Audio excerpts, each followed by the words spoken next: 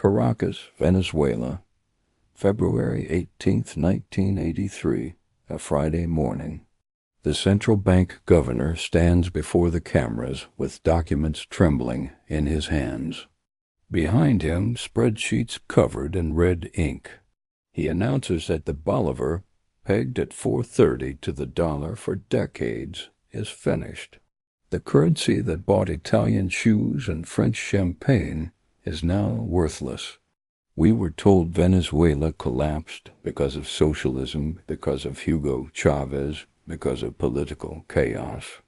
That's the story you've heard 1,000 times. But here's the truth that nobody talks about. Venezuela didn't collapse in the 2000s. It collapsed in 1983, and it wasn't killed by politics. It was killed by the ledger, by debt, by American banks, by a financial trap so sophisticated that an entire nation walked into it smiling, carrying suitcases full of cash, completely unaware they were being bankrupted in real time. This is the story of how Venezuela became the richest country in South America and lost everything in less than a decade. This is the story of the Dame Dos era, the age of Give Me Two. Walk through the Dadeland Mall in Miami, Florida in 1976. You'll see something strange. Families of 10 Venezuelans moving through the aisles like shopping battalions. They don't browse. They conquer. A man points at a pair of leather shoes from Milan. He doesn't ask the price. He says, "Give me 2, 1 for me and 1 for my brother." A woman buys a color television, the newest model with a remote control. She says, "Give me 2, 1 for the bedroom and 1 for the kitchen." They pay in United States dollars, crisp hundreds pulled from leather bags. The sales clerks in Florida have never seen anything like it. These people are louder than Texans and richer than Arabs. They tip more than the item costs. They buy condos in Brickell without seeing them. They purchase cars in pairs. The merchants of Miami give them a nickname, Lost Dame Dos, the Give Me Twos. Back in Caracas, the skyline is transforming. Construction cranes crowd the horizon like a steel forest. The Concorde supersonic jet lands at Macacia Airport twice a week, carrying executives from Paris in 3 hours. You can eat lobster flown in from Maine at a French restaurant in Altamira for lunch. The shops on Sabana Grande sell Parisian fashion before it reaches New York. Whiskey consumption per capita is the highest on earth. Venezuelans drink 18-year-old scotch like tap water. It's not a country. It's a fever dream. It's Saudi Arabia transplanted to South America, and everyone believes it will last forever. But beneath the surface, the foundation was rotting. The miracle begins 6,000 miles away in the deserts of the Middle East. October 1973, the Yom Kippur War erupts. Arab oil producers, furious at Western support for Israel, turn off the tap. The embargo hits like a financial asteroid. Oil prices don't rise, they explode. From $3 per barrel to $12 per barrel in weeks. It's the largest wealth transfer in human history. Billions of dollars flood from American and European consumers into the treasuries of OPEC nations. Venezuela is a founding member of OPEC. In fact, the entire concept was conceived by a Venezuelan visionary named Juan Pablo Pérez Alfonso. He's an austere man who drives a tiny car and reads by candlelight to save electricity. Years earlier, he warned his countrymen that oil is the devil's excrement. He said it brings trouble, waste, and corruption. He predicted that sudden, unearned wealth would rot the nation's soul. But in 1974, Nobody listens to pessimistic old men. They're listening to cash registers. The president is Carlos Andres Perez, known as Cap. He's charismatic, energetic, and wears loud plaid jackets that match his personality. He takes office just as the petrodollar tsunami crashes onto Venezuelan shores. He faces a problem no leader in history has confronted. He has too much money. The treasury overflows. The central bank literally runs out of vault space for international reserves. They stack bags of dollars in ministry hallways. CAP declares that Venezuela will become a first world nation within 10 years. He coins the phrase La Gran Venezuela, the Great Venezuela. His plan is audacious and expensive.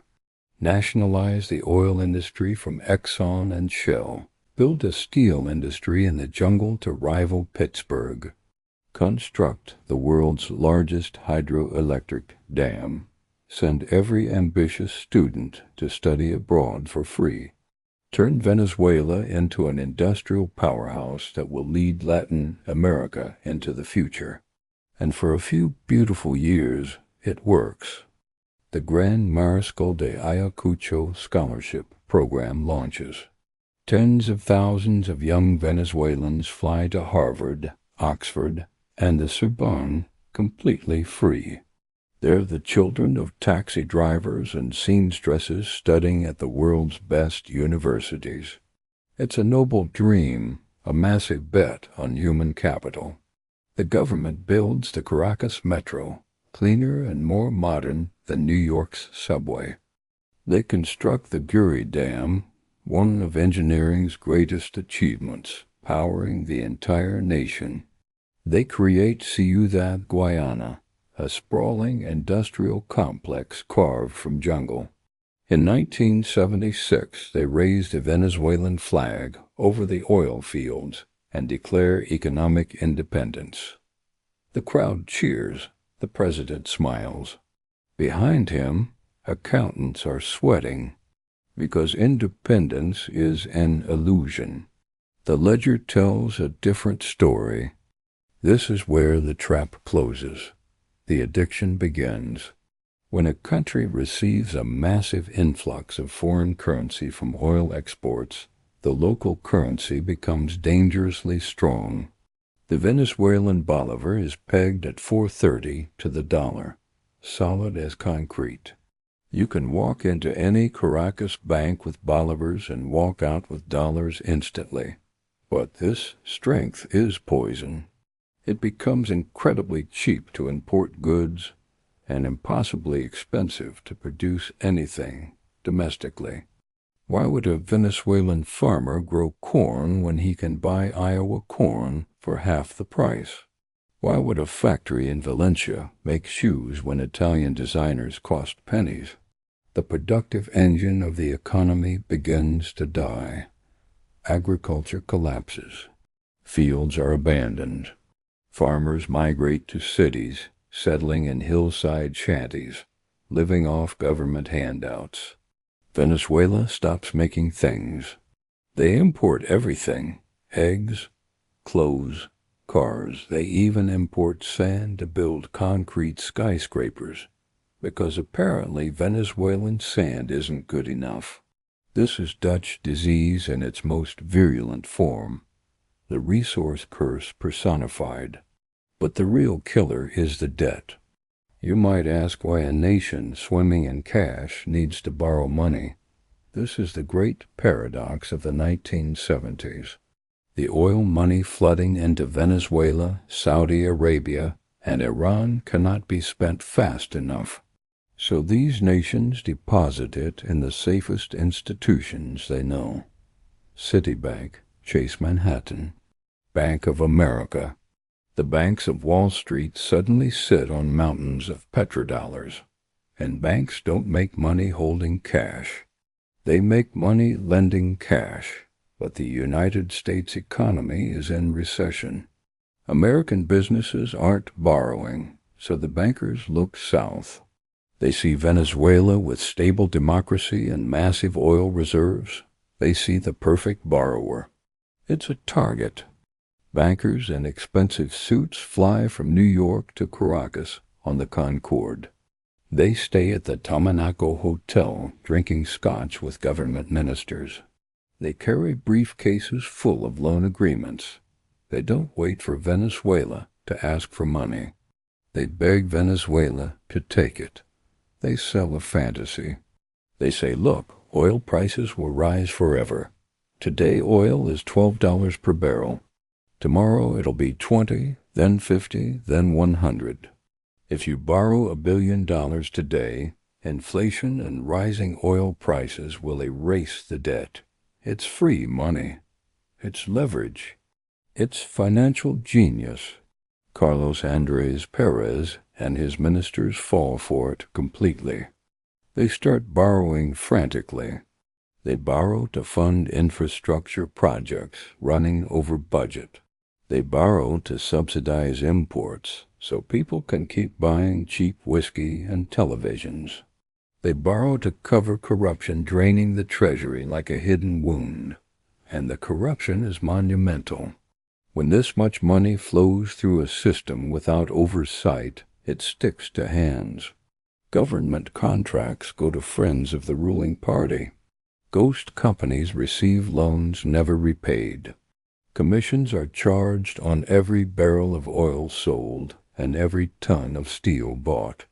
12 businessmen become billionaires simply by proximity to power. They're called the 12 Apostles. They build palaces in Caracas and buy Caribbean islands. The money that should build schools and hospitals vanishes into Swiss accounts. But the most dangerous part of the borrowing is invisible. It's buried in the fine print. The loan contracts contain floating interest rates. This means the interest Venezuela pays isn't fixed. It's tied to United States prime rates and London interbank rates. If American interest rates rise, Venezuela's payments rise automatically.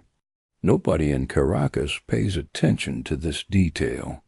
In the mid-1970s, United States interest rates are low. Money is cheap. The party continues. The music plays louder. By the end of the decade, Venezuela has the highest per capita debt on earth. They owe tens of billions to the same banks holding their oil deposits. They're recycling their own wealth, paying interest to access their own money. It's a shell game of global proportions, a financial carousel, and the music is about to stop. The culture changes. The work ethic that characterized older Venezuelans evaporates. Easy money replaces it. If you need a job, you don't look to private enterprise. You join the government. The bureaucracy swells like a tumor. There are elevator operators for automatic elevators, gardeners for gardens that don't exist, consultants who never consult. Everyone is on the state payroll. The government becomes father, mother, and employer. And while the middle class flies to Miami, the poor in the ranchos watch the skyline rise and see nothing. They get subsidies, yes. Gasoline is cheaper than bottled water. You can fill a massive American sedan's tank for the price of chewing gum. Bread is artificially cheap, but their schools crumble and hospitals fail. Money is spent on concrete and imports, not human development. The gap between Country Club Venezuela and Barrio Venezuela widens every single day. As the 1970s end, warning lights flash red. New oil fields in the North Sea and Alaska come online, breaking OPEC's monopoly. Demand drops as Western nations become energy efficient. Oil prices stop rising. They wobble. They soften. In 1979, a new president named Luis Herrera Campins takes office. In his inaugural speech, he looks at the national finances and says something terrifying. I am inheriting a mortgaged country. He sees the books. He sees the debt. He sees that for every dollar entering, $2 are leaving, but he cannot stop the machine. The momentum is too powerful. The political cost of austerity is too high. People are addicted to subsidies. The Dame Doss mentality is woven into national identity. Venezuelans believe being rich is their birthright, their natural state. So instead of cutting back, the government doubles down. They borrow more money to pay interest on old loans. They're playing musical chairs, praying the music never stops. But in Washington, D.C., a man is about to end the song. Paul Volcker is appointed chairman of the Federal Reserve. He's a giant with a cigar and a singular mission: kill American inflation. To do that, he's going to raise interest rates to levels never seen in modern history. And because of those floating rate clauses buried in Venezuelan loan contracts, he's about to destroy the Venezuelan dream without firing a single shot. The year is 1981, and the trap snaps shut. Paul Volcker raises United States interest rates to 20%. It's shock therapy for the American economy, painful but necessary. For Venezuela, it's a death sentence. Remember those loan contracts with floating rates? Overnight, interest payments on Venezuela's massive debt double, then triple. The country borrowed billions when money cost 5%. Now they service that debt at 20%, and at the exact same time, the oil market collapses. Global oversupply drives prices down. The perfect storm arrives. Expenses skyrocket. Income plummets. The vice tightens. For 2 years, the government tries hiding reality. They burn through reserves, propping up the currency. They keep the bolivar pegged at 4.30 to the dollar. They want to maintain the Saudi-Venezuela illusion. They want the middle class to keep flying to Miami. They want the scotch to keep flowing. But you cannot fight mathematics. The central bank bleeds dollars. Every day, millions of dollars flee the country as nervous investors and wealthy Venezuelans move money to Switzerland and the Cayman Islands. It's capital flight on an industrial scale. The people who benefited most from the boom, the so-called apostles of development, are first to abandon ship, taking billions with them. The rats are leaving. Then comes the day of reckoning. Friday, February 18th, 1983. It's etched into every Venezuelan memory. It's known simply as Viernes Negro, Black Friday. That morning, the government finally admits defeat. They announce they can no longer defend the currency's value. The bolivar is devalued. The exchange rate of 4.30, the symbol of Venezuelan stability for decades, vanishes instantly. The government establishes a complex system of multiple exchange rates. But the reality is brutal. The currency crashes. Imagine waking up and finding your savings lost half their value overnight. Imagine being a business owner who owes dollars, and suddenly your debt tripled. Imagine being a student in London on government scholarship, and suddenly the check doesn't arrive. Your credit card stops working, and you're evicted. The psychological shock is immense. The Dame Doss era ends that morning. The Concorde flights are canceled. Miami shopping sprees stop. The Venezuelan middle class that felt rich and invincible suddenly feels poor and vulnerable. The party is over. The lights are on. The room is a mess of broken glass and unpaid bills. The hangover lasts 40 years. The 1980s become known in Latin America as the lost decade. For Venezuela, it's a slow, painful slide into poverty. The government is bankrupt. They can no longer borrow from international banks because the banks know they can't pay. In fact, the banks are now the enemy. This is where the twist comes. The same American banks that practically forced loans onto Venezuela in the 70s now demand their money back with aggressive ruthlessness. They send teams of lawyers and accountants to Caracas. They demand the government cut social spending. They demand subsidies be removed. They demand state assets be sold. They don't care that Venezuelan people are suffering. They only care about balance sheet solvency. The smiling bankers with briefcases are replaced by grim auditors with calculators.